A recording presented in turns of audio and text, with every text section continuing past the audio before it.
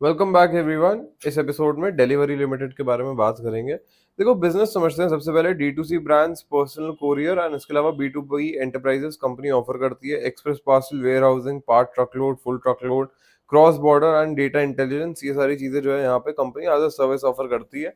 बिल्कुल easiest language में समझे तो कंपनी का जो बिजनेस है वो यहाँ पर बिजनेस है कंपनी का, कि कंपनी जो है एक कोरियर कंपनी है। डी टू सी ब्रांड्स के साथ में एंड एग्रीगेटर्स के साथ में कंपनी काफी ज्यादा काम करती है, वहां से एक अच्छा बिजनेस भी आता है। इन्होंने अच्छा ब्रांड नेम भी स्टैब्लिश किया है, तो वो डेफिनेटली एक बहुत अच्छा पॉइंट है इस कंपनी के केस में। अच्छा, सेकंड पॉइंट यहाँ पे ये आता है कि मार्केट के अंदर कंपटीशन है। कुछ बड़ी कंपनीज हैं, कुछ कंपनीज ऐसी है जिनकी सर्विसेज बहुत अच्छी है। जैसे अगर हम लोग यहाँ पे ब्लू डार्ट की बात करें तो उनकी सर्विसेज जो है वो काफी बेटर है एंड उनकी सर्विसेज को कोई कॉम्पीट भी नहीं कर पाता है। एंड बैंकिंग के लिए जो है यहाँ पे ब्लू डार्ट को भी काफी ज्यादा ट्रस्ट किया जाता है। तो वो एक फैक्टर आपको समझना है कि बड़े प्लेयर्स भी है मार्केट में एंड कॉम्पिटिशन इज देयर। तो वो एक फैक्टर है। बट अगर आप यहाँ से 10 years डाउन द लाइन देखेंगे तो जो बिजनेस है उसके अंदर ग्रोथ बहुत अच्छी है, एक्सपेंशन पॉइंट ऑफ व्यू से बिजनेस बहुत अच्छा है। एंड वो एक फैक्टर यहाँ पे आपको कंसिडर करना चाहिए। 32,000 करोड़ का मार्केट कैप, इंडस्ट्री का पी 40 पे है, लास्ट 3 years की सेल्स ग्रोथ 30% पे है, वाइल 5 years की सेल्स ग्रोथ 37.5% पे है। इसको भी देखते हैं, कोई बात नहीं। एंड ये क्यों हुआ है सबसे पहले उसको भी समझ लेते हैं।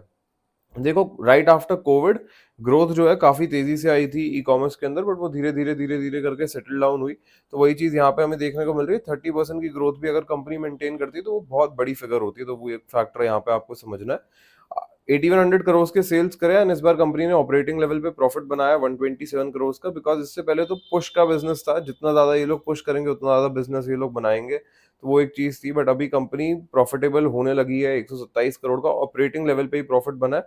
डेप्रिसिएशन कॉस्ट काफी ज्यादा है। डेप्रिसिएशन, जैसा मैं हमेशा आपको कहता हूँ कि एक पीरियड पे जब हमें बहुत ज्यादा डेप्रिसिएशन देखने को मिलती है तो इवेंचुअली आने वाले पीरियड्स के अंदर वो कम भी होती हुई नजर आती है। तो वो एक फैक्टर आपको समझना है। बट 250 करोड़ का यहाँ पे नुकसान हुआ है कंपनी को, अगर हम लोग यहाँ पे बॉटम लाइन की बात करें। एंड अगर हम लोग टॉप लाइन में देखेंगे तो यहाँ पे कंपनी ने पैसे बनाए हैं। यहाँ पे इस क्वार्टर के रिजल्ट को अगर हम लोग देखते हैं 2024 के अंदर, मार्च 2024 में 2070-80 करोड़ के सेल्स हमें देखने को मिले। वहीं लास्ट ईयर 1860 करोड़ के थे। मार्जिन 2% के आसपास रहे यहाँ पे कंपनी की। तो वो एक अच्छा पॉइंट है। इस कंपनी में 2 क्वार्टर ऐसे रहे हैं जहाँ कंपनी प्रॉफिटेबल रही है। अब 5% तक के मार्जिन कंपनी अभी बना पाएगी कि नहीं, तो ये यहाँ से कहना बहुत ज्यादा मुश्किल है।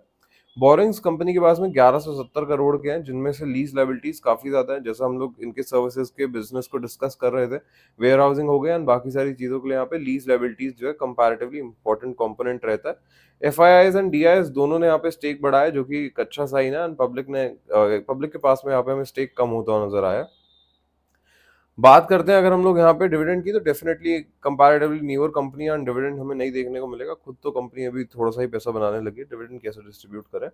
अच्छा, दूसरी चीज यहाँ पे ये आती है कि कंपनी के अगर हम लोग जोन की बात करें तो देखो, एक साइडवेज जोन है जिसपे कंपनी इस समय पे स्टॉक इस समय पे सॉरी ट्रेड कर रहा है। एंड अगर हम लोग यहाँ पे बात करते हैं इस कंपनी के रेजिस्टेंस की, तो वो 486 के आसपास में है। and अगर हम लोग सपोर्ट देखते हैं तो वो 419-20 रुपए के आसपास में हमें देखने को मिल रहा है। ये जोन जो है स्टॉक अभी सस्टेन करके बैठा हुआ है, तो ये एक अच्छा पॉइंट है। देखो, यहाँ पे एक कॉमन क्वेश्चन आएगा, काफी सारे जने मुझे ये चीज कह सकते हैं कि आपने प्रीवियस काफी सारे जोन्स को कंसिडर नहीं किया है। होता क्या है ना कि एक ट्रेंड है। यहाँ पे देखो, इस लेवल से आप समझोगे। चार्ट थोड़ा सा और छोटा करें। यहाँ से हमें एक ड्रॉप देखने को मिला, उसके बाद एक जोन आया जहां से और फर्दर हमें फॉल डाउन देखने को मिला। फिर यहाँ से ट्रेंड अगर आप देखो रिवर्स होता हुआ नजर आया। मार्च का महीना आया, ओ सॉरी, दिसंबर का महीना आया, फिर हमें एक पुल बैक स्ट्रॉन्ग देखने को मिला। उसके बाद में स्टॉक इसी जोन में चलता रहा। मार्च के महीने में थोड़ी सेलिंग आई, बट इसने अपने जोन को मेंटेन किया। तो यहाँ पे क्या है कि एक ट्रेंड जो है उसके अंदर रिवर्सल है। एंड जब तक ये जोन मेंटेन हो रहा है, ये अच्छा साइन है। 485 का अपर बैंड है, 420 रुपए का लोअर बैंड है। अगर इनमें से एक भी जोन बीट होता तो फिर जो डायरेक्शन है वो एक साइड पे जा सकती है दोबारा से। देखो, डाउन साइड पे अगर इनिशियली 420 रुपए का लेवल बीट होता है तो नेक्स्ट सपोर्ट रीजन जो है वो कंपैरेटिवली इस जोन के आसपास में है, जो स्टैंड करता है 396 395 के आसपास में। अपर बैंड अगर 485 का बीट होता है तो ये क्रिटिकल रेजिस्टेंस होगी जो यहाँ पे स्टॉक बीट करेगा 485 की। एंड ये इसने बीट नहीं करा है अक्टूबर 2022 से। तो आप देख सकते हैं कि जोन भी इंपॉर्टेंट रहेगा।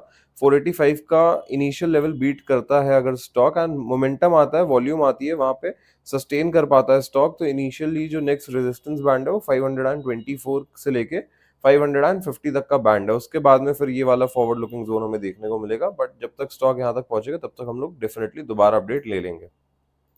देखो, बेसिक समझे, बिजनेस अच्छा है कंपनी का, प्रॉफिटेबल कैसे होगी कंपनी वो समझना जरूरी है। यहाँ पे एक बार एनुअल रिपोर्ट्स आएंगे इस बार, तो वो देख के ज्यादा आइडिया लगेगा, एंड फिर मैं अपने अपने चैनल पे एक डिटेल समराइज वीडियो भी ले आऊंगा। With that said, I really hope you guys enjoyed this episode, and पसंद आया लाइक शेयर सब्सक्राइब जरूर करना। कोई भी डाउट है please feel free to ask it in the comment section below, and I will see you guys in the next one.